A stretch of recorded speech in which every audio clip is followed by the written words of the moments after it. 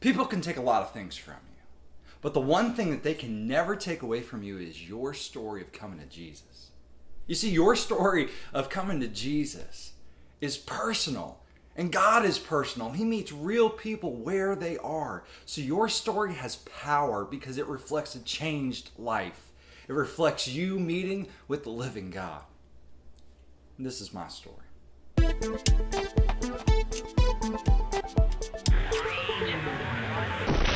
Hello world, my name is David Dorn, and this is Preposterous, which is not your typical Bible study. And this episode's a little different than what we're used to because it's my testimony.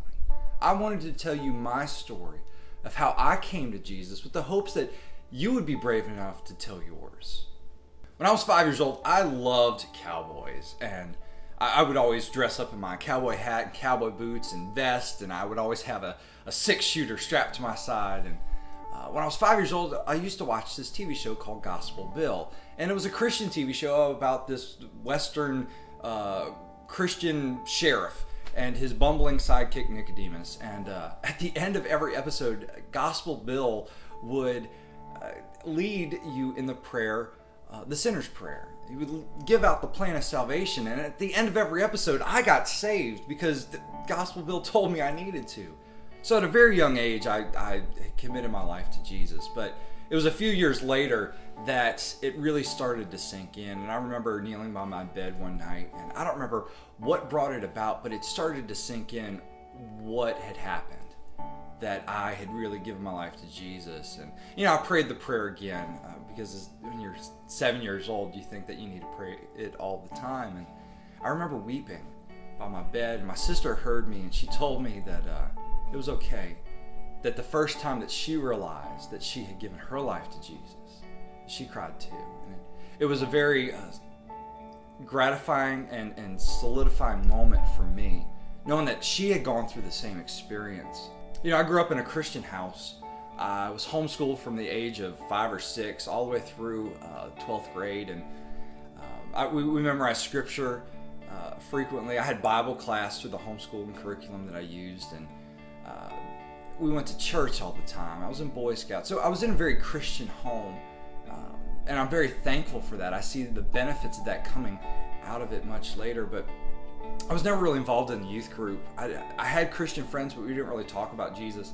The youth group that I went to at the church, I got ridiculed for listening to Christian music, and that was actually the last time I ever went, which is ironic because later I would be the youth pastor of that same youth group. But as a teenager, 13, 14, I really started questioning my faith. And I really sympathize with people who have a crisis of faith because I really did at that time. And I'd been a Christian for most of my life, but then I started really wondering, is God really there? Can this really be happening? And I stopped believing. I didn't want to stop believing, and I understand where atheists come from when they say that you can't believe something you don't believe. I wanted to believe so badly, but I couldn't. It didn't make sense to me. But my mom kept praying, and I kept trying to figure this out. I kept listening. I kept asking God to show up and asking God to let this make sense for me. People often undercut the value of logic, but for me, logic is what helped bring me back to Jesus. I spent countless hours in my bedroom just trying to figure this out. How does this logically work with the universe? That God created this, and whether it was spoken or by evolution or whatever, that God was behind everything. Eventually, it clicked. It almost happened. It was a process, but when it finally clicked, it clicked. And I really never looked back. I spent weeks and months grappling with this concept of whether or not God is there. And then it dawned on me that there's no way he couldn't be there.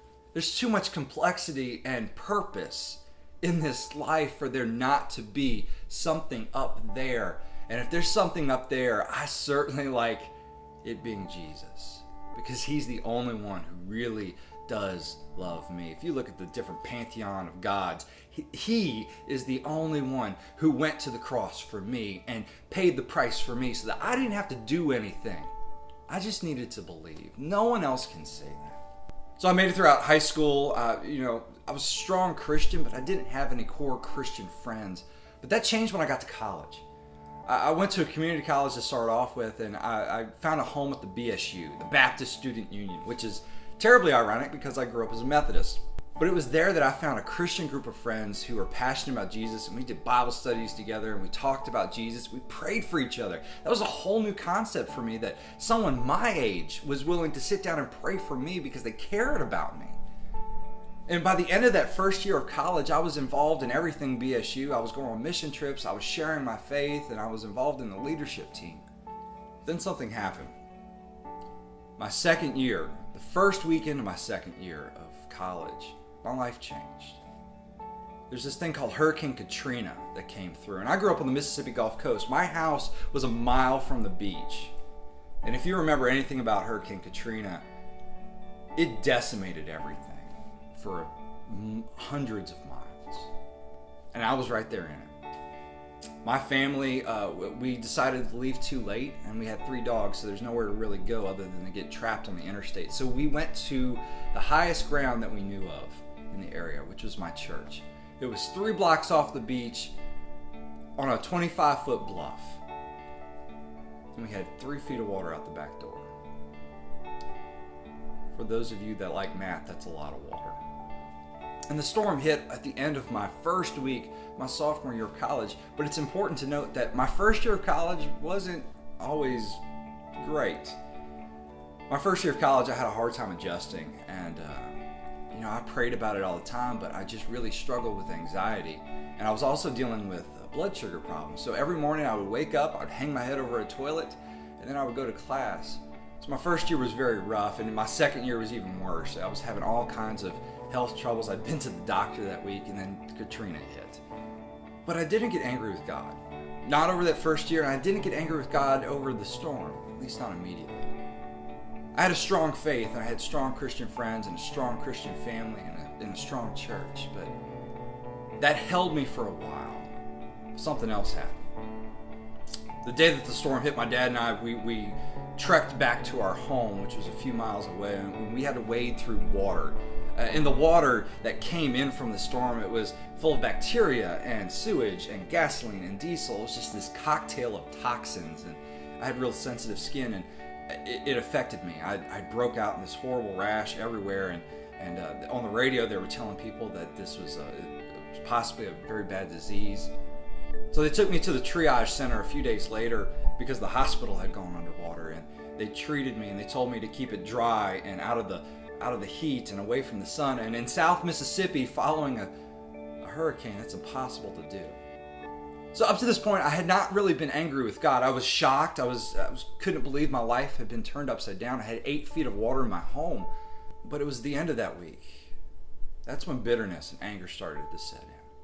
I couldn't help clean up my house. I was the firstborn son. But I physically couldn't do it. I wasn't allowed to do it. And then I got evacuated north with my mother and my younger brother to help my mom try to figure out how to deal with insurance in the process of all this. My older sister, she's the one that stayed. She took my place to help my father clean the house and rip out all the destruction. I had family come in from around the country to come and help us, but I couldn't do anything. And that's when I got angry with God. That's when my faith was tested. There was a few weeks in there of just utter bitterness. I didn't pray. I didn't read my Bible. I didn't want to talk to this God that would allow all of this to happen. I mean, I lost my house. I lost everything that I knew. My community, all gone underwater. But I lost my pride, and that was the last straw. I couldn't do anything to help anybody, not even myself. But the night before I came back to the coast to help my dad and my sister, I had healed. It had taken a few weeks. But that night, we were in the car, and the song came on the radio by Casting Crowns, I Will Praise You in the Storm. And I think it was their debut on the radio, and that song was meant for me. God spoke to me there in the car and dealt with my anger and my bitterness that I was holding toward Him, and I asked for forgiveness. I saw His faithfulness all the way through in that moment, and again, my perspective changed. So I went back, we helped clean up, we got our house back in order, and that following year I went back to school, and I ended up becoming the president of the Baptist Student Union, the resident Methodist in the Baptist Student Union, and that's when God called me into ministry. I love doing this ministry stuff so much and being a part of this group that was just passionate about Jesus. I said, if I could do this the rest of my life, I'd be a very happy person. God called me into the ministry then. I graduated from the community college and went on to the university. I became the youth pastor at my home church for 2 years. I built up a youth ministry in a church that was decimated by Katrina. God just moving in my life this whole time and growing me so much deeper in my faith. I could tell you countless stories of being a youth pastor. But it was there I met my future wife. And she was divorced and had 2 children. And I didn't know how this was going to work out, but I surely loved her. And God just opened doors that I never saw coming. Then I went off to seminary, and my plan was to go for a year and then come back and finish online and be a youth pastor again. But I got to seminary and I started doing videos, and that's where I got online and started doing all this YouTube stuff. But it was in class that I realized that there was no way I could do this online. So I called my then girlfriend and I said, I don't think I'm going to come home in a year. What would it look like for you to come up here and us to get married? She was excited, and I hung up the phone after the conversation. I realized I think I just proposed. So about 2 months later, she flew up to where I was, and I got down on my knee and I opened up the ring and asked her to marry me. I put the ring on her finger, only to realize it was the wrong size and it was going to fall off, and we were standing on a cliff, and that wasn't a good thing. That following summer, we got married, and I moved my 2 new stepdaughters and my new wife 700 miles away from family, and we've been here ever since. And as of the time you watch this video, I will have graduated from Asbury Theological Seminary after 4 years of graduate work. You would think seminary and studying about God and Jesus and the Bible all the time would be just amazing, and it is, but it's also been the toughest 4 years of my life. I've recounted with my wife that it feels like we've been through the valley of the shadow of death so many times over the past few years. And when you come to Jesus, you kind of have this idea that life's just going to get so much easier. It doesn't. It gets better, but it doesn't get any easier. Matter of fact, I think sometimes it gets tougher. And we've definitely experienced that, but it's been in the roughest moments. It's been in those darkest of valleys that we have seen the presence of God in more real ways than any other time in our lives. It's in the darkest of valleys that we found the brightest of lights. And I'm very fortunate for those tough times that I've gone through and continue to go through, although they're never very pleasant when you're in them. My next step in my journey with Jesus is pastoral ministry. I am very fortunate to be coming on staff as the associate pastor at the Woodlands United Methodist Church in the Woodlands, Texas, which is a 10,000 member church just north of Houston. And I'm very excited about the new things that God's going to be doing in our lives and in this church. And I'm very fortunate. But this is my story. What's yours? And the thing about your story is that you are the only one who can tell it. And there is power in your story because it reflects a change in your life. God has been working in my life from a very young age, and that may not be your story, but I'm interested to hear it. I'm interested to hear how God has used you and worked through you and has changed you. I grew up in a Christian home, so there wasn't a huge change in my life. There's no shame in that for me. Sometimes it's great to have this massive change in your life, and for some people that happens. Other people like me, it doesn't. Neither one is any better than the other, because both are in the palm of Jesus' hand at the end of the day. But every story is powerful. Every single one. And I'm interested to hear yours. So take out your phone or get on your computer. Take out a camera. Film yourself. Tell your story. Put it as a video response here for the world to see. You never know how your story impacts someone else's. I hope you have a great day. God bless.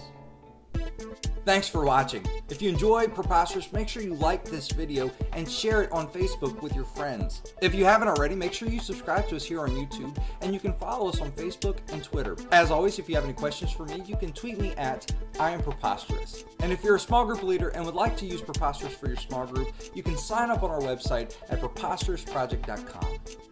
God bless.